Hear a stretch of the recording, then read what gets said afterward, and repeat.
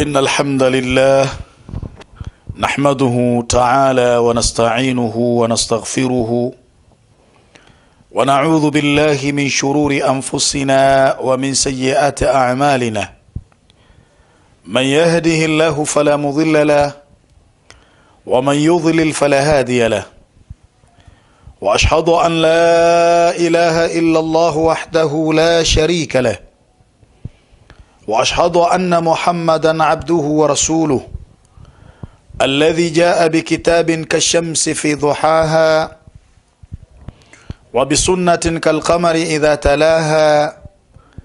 من تمسك بهما عاش في نور النهار إذا جلاها، ومن أعرض عنهما ضل في ظلمات الليل إذا يغشاها. اللهم صل على محمد وعلى آل محمد كما صليت على إبراهيم وعلى آل إبراهيم، وبارك على محمد وعلى آل محمد كما باركت على إبراهيم وعلى آل إبراهيم إنك حميد مجيد. أما بعد، حاضرين، إما بعد يكم حمدية الله تبارك وتعالى نكم تكي رحمنا أماني كيونغوزي وأمة mtume wetu Muhammadin sallallahu alayhi wa alihi wasallam.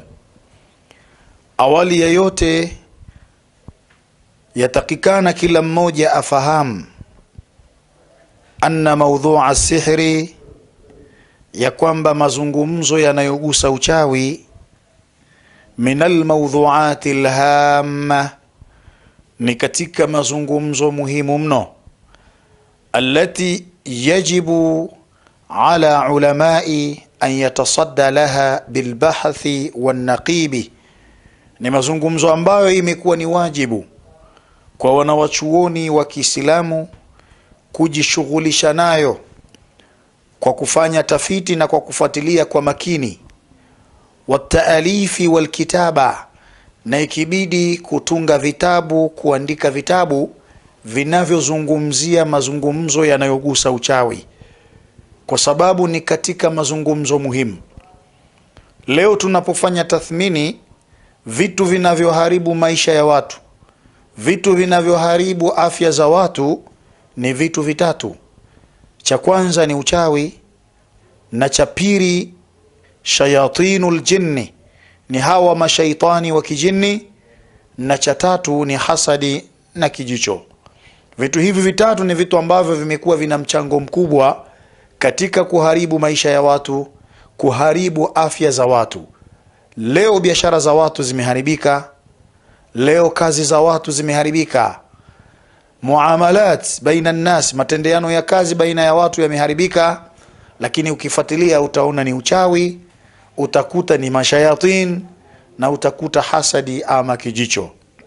Kwa siku ya leo nimekusudia kuzungumzia uchawi ni nini, na nitaanza taarifu sihri, kielelezo cha neno uchawi, namna ambavyo wameelezea watu wa lugha na watu wa sheria. Kwa kuanza, as-sihru fi lugha, uchawi katika lugha. Qala al-Laythu, amesema mwanawachuoni al-Laythu akielezea maana ya neno uchawi katika lugha, anasema as-sihru, uchawi maana yake amalun yuqarrabu fihi ila shaitan, ni kile kitendo kinachomweka karibu mtu na shaitani, wa bimaunati minhu, na kupata msaada kutokana na shaitani au kutoka kwa shaitani. Kwa hiyo tunapozungumza neno uchawi katika lugha, ni kile kitendo kinachomweka karibu mtu na shaitani na msaada kutoka kwa shaitani. Waqala al-Azhariyu, na amesema mwanawachuoni Azhariyu akifafanua maana ya neno uchawi, yeye anasema aslu sihri, asili ya uchawi, sarfu shay an haqiqatihi ila ghairihi, ni kukigeuza kitu kutoka katika uhakika wake na kukipeleka katika uhalisia usiokuwa wake, kama tutakavyoona huko mbele. Lakini ukitazama taarifu hii, kuna namba 1 hapa chini, anasema maneno haya au kielelezo hiki au fafanuzi hizi unaweza ukazipata katika kitabu kinachoitwa Tahdhibul Lugha, juzu ya 4 sahifa ya 290. Utakuta ameelezea aslu sihri, asili ya uchawi, sarfu shay ni kukigeuza kitu, an haqiqatihi kutoka kwenye uhakika wake, ila ghairihi kwenda katika uhalisia usiokuwa wake. Hiyo ndio maana ya neno uchawi katika lugha. Qala Ibn Mandhur, lakini amesema tena mwana wa chuoni mwingine Ibn Mandhur akielezea maana ya neno uchawi, akasema fakaanna sahira lamma ara albatila fi surati alhaq, kana kwamba mchawi alipoidhihirisha batil, alipoionyesha batil, fi surati alhaqi, kuwa katika sura ya kweli, wa khayyala shay'a ala ghairi haqiqatihi, na akakifananisha kitu katika uhalisia usiokuwa wake, qad sahara shay'a an wajhihi, anakuwa kwa hakika amekifananisha kitu au amekigeuza kitu, amekibadilisha kitu kutoka katika sura yake, ai maana yake sarrafahu, amekigeuza.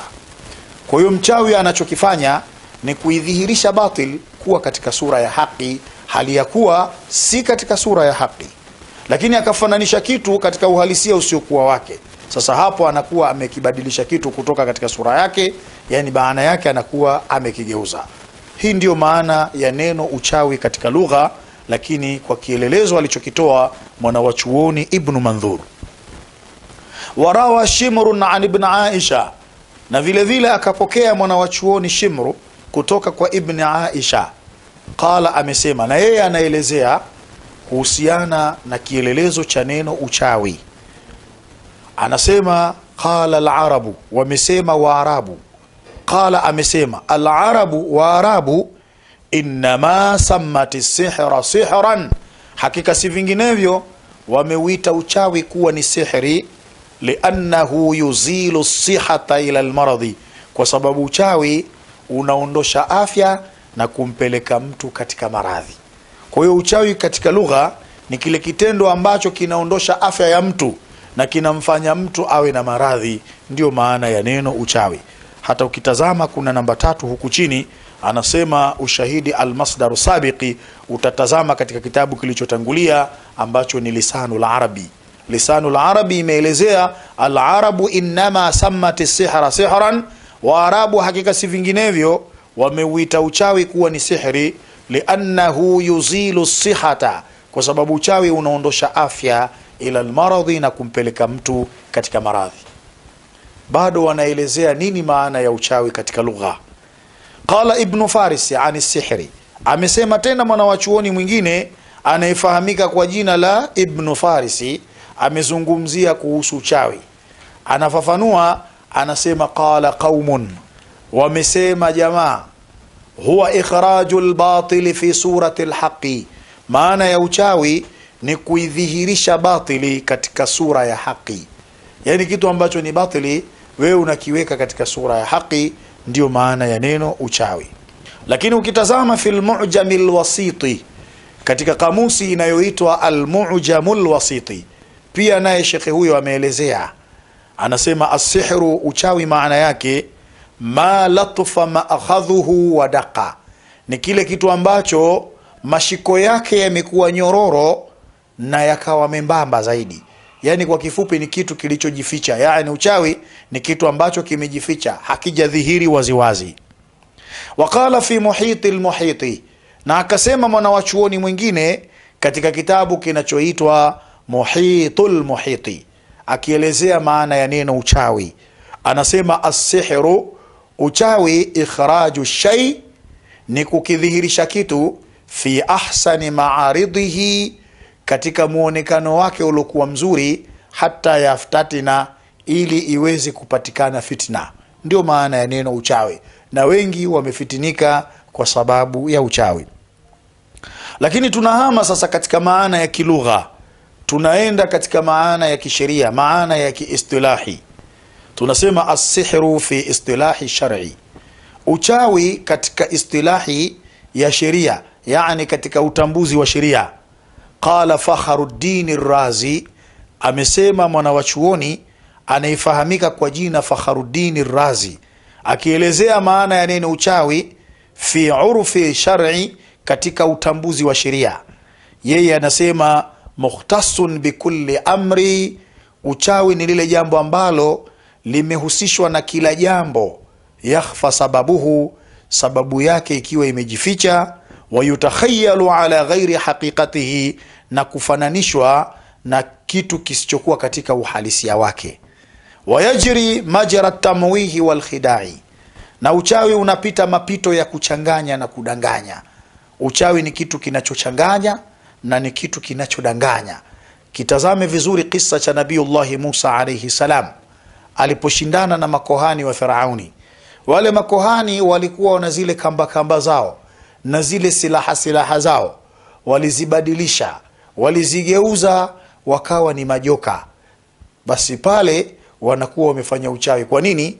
Kwa sababu khayyala shay'a ala ghairi haqiqatihi, wamekibadilisha kitu wakakiweka katika uhalisia usiokuwa wake. Zile zilikuwa ni kamba, zilikuwa ni silaha, lakini zimebadilishwa zikawa katika uhalisia usiokuwa wake. Huo ndio uchawi. Lakini usije ukasema na Nabiiullah Musa alayhi salam naye pia alifanya uchawi. Alipoambiwa na Mwenyezi Mungu Subhanahu wa Ta'ala, wama tilka biyaminika ya Musa, Musa umekamata nini katika mkono wako wa kulia? Akasema hiya asaya atawakkau biha wa aghushu biha ala ghanami, ni fimbo yangu, ninatembelea na ninalishia kondoo wangu. Mwenyezi Mungu Subhanahu wa Ta'ala alipomwambia aitupe, ile fimbo ikabadilika ikawa nyoka. Usiseme kwamba huo ni uchawi. Jambo hilo kwa mitume wa Allah tabaraka wa Ta'ala huwa ni muujiza, lakini kwa wale makohani ule unakuwa ni uchawi. Wameyaroga macho ya watu, wamekitoa kitu katika uhalisia usiokuwa wake. Kwa hiyo insha Allah kwa siku ya leo tutakomea hapo, lakini Allah Subhanahu wa Ta'ala akitupa wasaa tutaendelea kudadavua nini maana ya neno uchawi fi urfi shar'i, katika utambuzi wa sheria. Tumuombe Mwenyezi Mungu Subhanahu wa Ta'ala atuwafikishe ili tuweze kupatia, kwani yeye ndiye almuwaffiqu lis-sawabi walhadi ila sabili rashadi. Wassalamu alaikum wa rahmatullahi wa barakatuh.